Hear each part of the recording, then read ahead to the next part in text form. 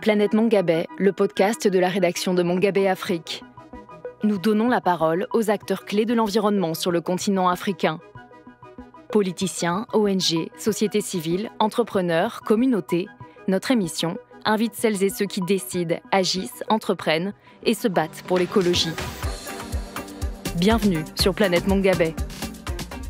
Bonjour à toutes et à tous, je suis Jaina Louisin, bienvenue sur Planète Mongabay. Face à une demande alimentaire en forte croissance, l'agriculture doit se réinventer et l'intelligence artificielle pourrait bien changer la donne. Selon l'Association mondiale des opérateurs télécoms, près de la moitié des usages de l'intelligence artificielle en Afrique concernent déjà les systèmes alimentaires. Peut-elle révolutionner l'agriculture? On en parle dans cet épisode. Sous l'arbre à palabre. Viens sous l'arbre. Sous l'arbre à palabre. Viens sous l'arbre à palabre. Viens sous l'arbre à palabre. Sous l'arbre à palabre. Viens sous l'arbre à palabre. Sous l'arbre à palabre, aujourd'hui, on retrouve Eric Adja, président de l'Agence francophone de l'intelligence artificielle. Alors que l'Afrique cherche à moderniser ses systèmes agricoles, l'intelligence artificielle ouvre de nouvelles perspectives. Meilleure gestion des sols, prévision des rendements, adaptation au changement climatique. Mais ces promesses ne sont pas sans défi. Dans ce contexte, je lui ai demandé comment l'Afrique pourrait intégrer l'intelligence artificielle dans ses politiques agricoles de manière inclusive et durable. On l'écoute. Il y a de plus en plus d'applications aujourd'hui pour étudier les maladies des plantes et pouvoir anticiper, créer des semences résistantes. Et qu'en utilisant les smartphones qui permettent aux paysans agricoles ou aux femmes de pouvoir avoir le prix de leurs produits au jour le jour afin d'adapter dans les marchés, c'est déjà de l'IA aussi. Parce que justement, il y a un certain nombre d'applications, d'algorithmes permettant de suivre le flux des prix des produits agricoles. Donc, il y a plusieurs niveaux d'utilisation de l'IA, mais ces différents niveaux sont représentés sur le continent d'un pays à l'autre. Est-ce qu'il existe des spécificités africaines de l'IA dans l'agriculture? L'une des spécificités, c'est vraiment le côté financement agricole, mais un financement basé sur, en fait, l'accompagnement individualisé du paysan, en se basant, bien sûr, non seulement sur sa récolte passée, pour anticiper la récolte future, mais justement, le lien avec les institutions de microfinance permettant justement aux paysans de bénéficier de microcrédits pour anticiper sur la récolte, pour pouvoir emblaver les produits, faire les semailles. Comment les agriculteurs africains s'approprient-ils les technologies numériques dans un contexte parfois marqué par des défis de connectivité? Il y a une réelle résilience au niveau des paysans, au niveau agricole, une vraie résilience dans la population africaine, et une adaptabilité étonnante dans les villages où, grâce à justement au WhatsApp, grâce aux applications de reconnaissance vocale, le commerce se fait, qui font que le smartphone est devenu un outil de développement, un outil vraiment de bancarisation, un outil de prévision météorologique, de prévision agricole, que même les analystes internationaux n'arrivent pas à bien percevoir, mais qui sont vraiment des promesses de développement concrètes au quotidien.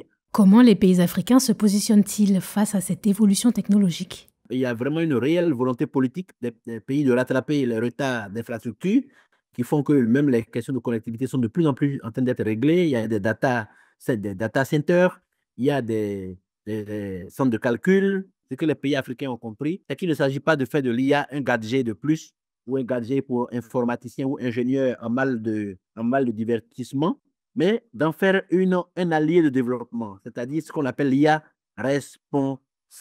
Donc, une IA qui répond aux besoins des populations, c'est-à-dire une IA non seulement éthique, respectant les données personnelles ou la vie privée, mais une IA dont les populations peuvent se saisir, s'approprier pour leur développement au quotidien, c'est-à-dire l'agriculture, la santé, la formation, les enjeux d'eau potable, d'énergie. Et ça, c'est vraiment le chemin que l'Afrique est en train de tracer, c'est-à-dire une IA dont elle puisse s'approprier comme outil de développement des populations.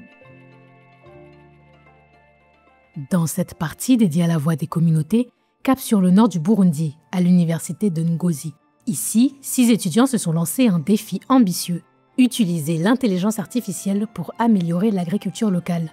Leur arme, une application mobile baptisée Agri-AI. Cet outil détecterait aujourd'hui 37 maladies qui touchent 7 cultures vivrières essentielles au Burundi. Écoutez les voix d'Eli Boubouya et d'Ondiva Matemere, tous deux développeurs de cette solution mobile, au micro de Dieudonné Ndaïzeye.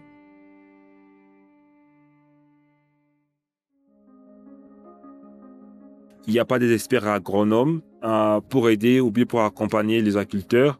Et autre chose, on a aussi des lacunes au niveau des infrastructures, par exemple, en ce qui concerne les laboratoires. On ne peut pas trouver des laboratoires pour diagnostiquer les maladies. Les maladies les plus souvent qui sont manifestes, ce sont des maladies fongiques. On peut observer le cas des champignons aussi et des bactérioses. Ces 37 maladies, 6-7 plantes qui sont beaucoup cultivées au Burundi, notamment les pommes de terre, les tomates, le maïs, le manioc, les haricots, le poivreau et aussi le pomme. Après avoir analysé que 40% de la production sont chutées par les maladies ravagères, nous avons eu l'idée de se mettre ensemble en fait de proposer une solution durable.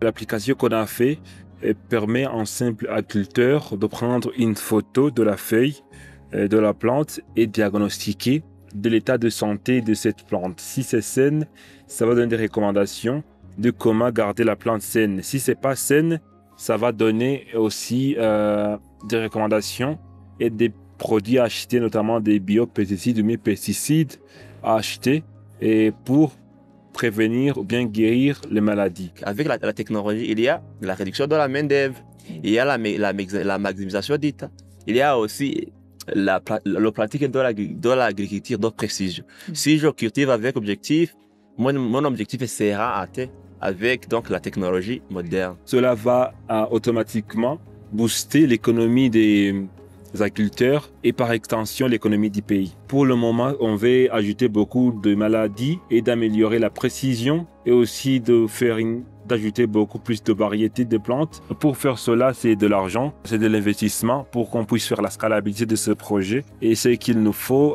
maintenant, c'est des financements pour qu'on puisse continuer. Planète Mongabay.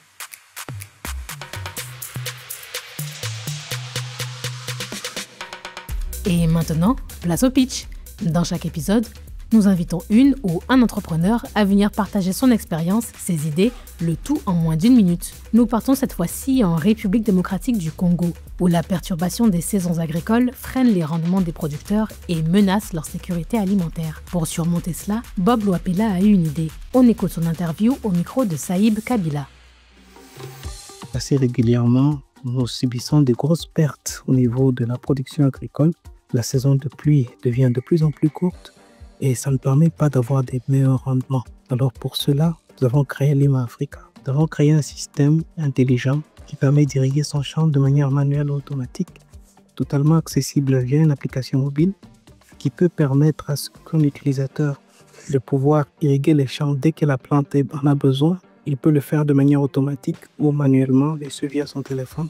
Peu importe l'endroit du monde où il se trouve, il peut le faire. Tout comme il peut le faire s'il n'a même pas de smartphone, via un téléphone, simplement par des notifications SMS, il peut irriguer son champ ou couper. Voilà un petit peu ce que nous avons fait chez nous à RDC.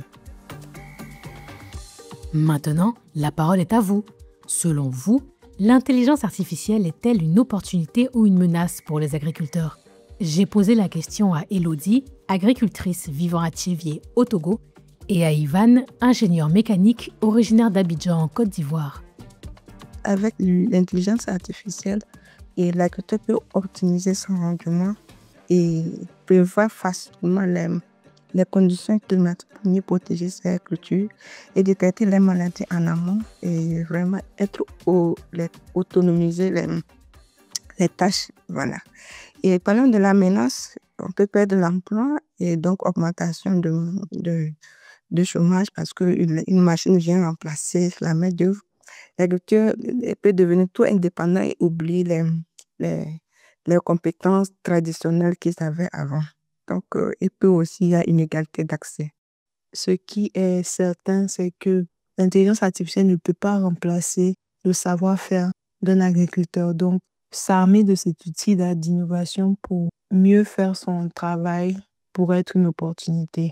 Maintenant, il y a différents types d'agriculteurs. Donc, je pense qu'il y a, selon les moyens et selon les opportunités du pays dont l'agriculteur vient, il pourrait peut-être ne pas être avantagé par l'intelligence artificielle. l'inégalité d'accès des agriculteurs aux outils d'intelligence artificielle. Nos deux auditrices partagent le même avis sur le risque d'un fossé technologique. Un sujet de plus en plus présent dans les réflexions autour de l'agriculture durable et de l'équité dans la transition numérique. Sans doute aurons-nous l'occasion d'en parler dans un prochain épisode. Voilà, c'est la fin de ce 8e épisode de Planète Mongabé. Merci de votre fidélité. J'ai monté et présenté ce podcast avec les journalistes et boursiers de la rédaction de Mongabé Afrique, sur une idée de Juliette Chapalin. Pour le retrouver ou le réécouter, rendez-vous sur les pages YouTube, Facebook, Instagram et LinkedIn de Mongabé Afrique et sur toutes nos plateformes d'écoute. À bientôt!